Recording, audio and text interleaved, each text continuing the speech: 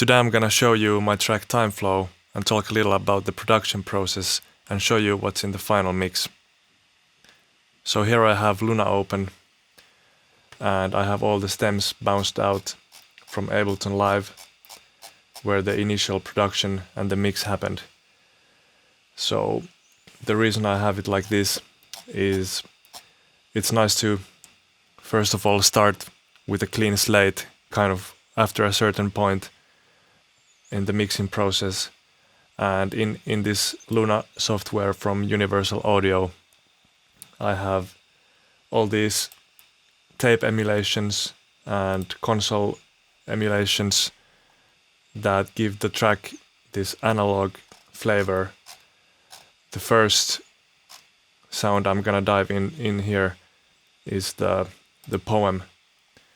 So the whole track starts with this poem, which is written by me and read by this voiceover actor called Jonathan Hutchins.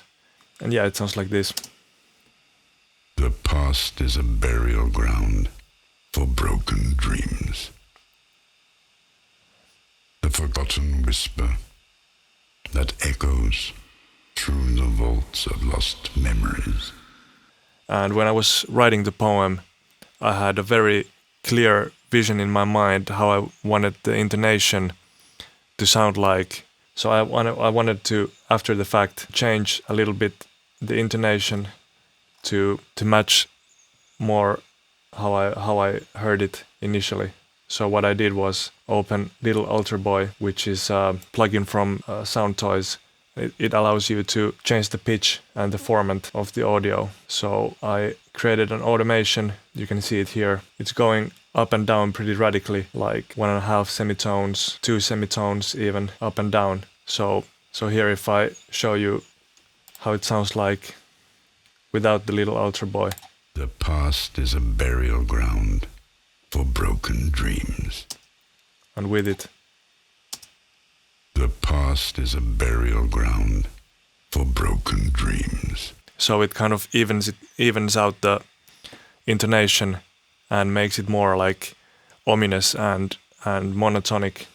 And then this guy, the Voice of God from Little Labs, which is basically a subharmonic generator, and I used it to give the voice like a big sub bass. Next up, we can jump forward a little bit in the track where first main sound comes in.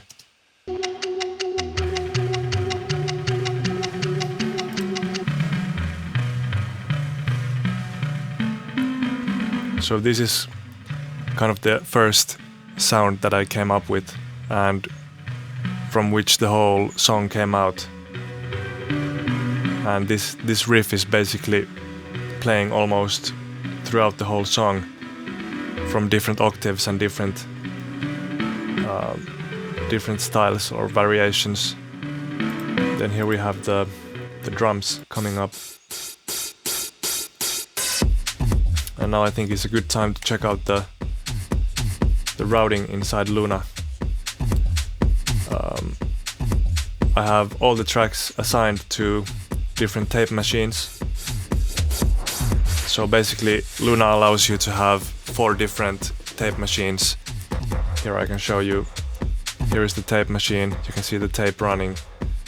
And when I open this up, it gives you like these EQs and different controls where you can like saturate it more or choose the different tape type. That all of these affect the sound. You can make it a little bit brighter or a little bit darker, and it affects the sound in a very deep way. So you can create extra dimension, like pushing sounds more to the back, bring some sounds more to the front with this like tape, with all these the tape speed and the tape types. And also like you can boost the high frequency driver a little bit to make it more crispy and punchy. After that, in the routing, the audio goes to the drum bus where I have Neve summing set up here, which gives the sound even more like this gritty and beefed up character. It also has this kind of master tape plugin also, which is set to a higher speed, and it basically boosts the kick and the bass in a nice way. So if I bypass it, you can hear. It also brings a lot of clarity.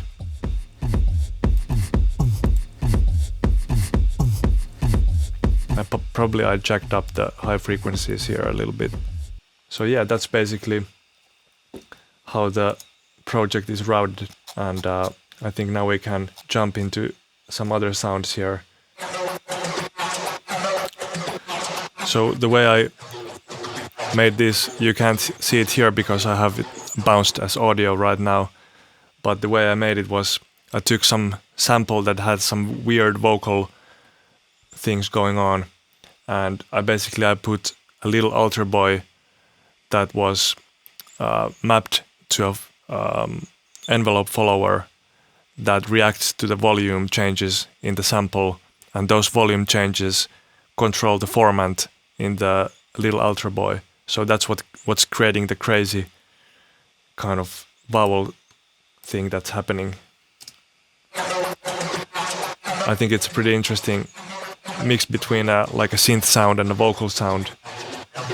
It's somewhere there in between. And then we have the actual bass of the track. It's pretty wild. This is how it sounds like. So basically this is not a bass sound at all. It's made from a kick, and what I did was cut out the transient from the kick and make a little fade in to the kick sound. So it's just like this. You only get the tail from the kick, and then I copy pasted it and reversed every second of those snippets. So you get this like pumping effect where the bass it's like jumping almost like an octave up and down in every hit, because that's what the kick sample did. But I kind of transformed it. Then I have all these supporting mallets that come and go to kind of emphasize different melodies. So in this section here,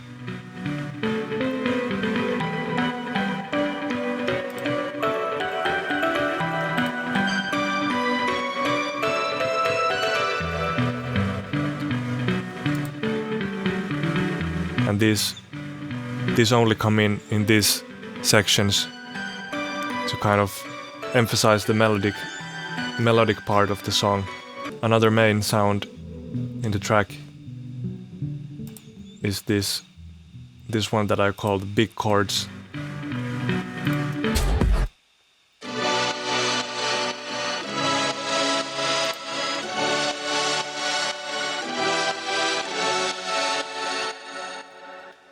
And this is basically I have like 3 different sounds.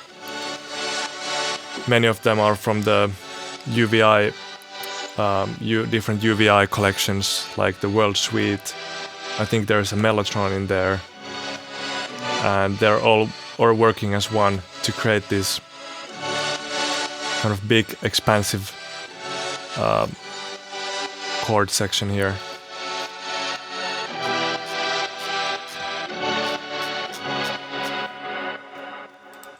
And in the end, I have the ticking sound from the clock that was in the intro, but when it comes back in the outro, I put a resonator on it in Ableton that I have automated so that it follows the chords of the track. So it's basically giving the ticking sound a chord. So it's a hybrid between like a synth sounding thing, but you can hear that it's actually, you can hear the ticking in the track or in the sound. So I think that was like a fun way to end the track.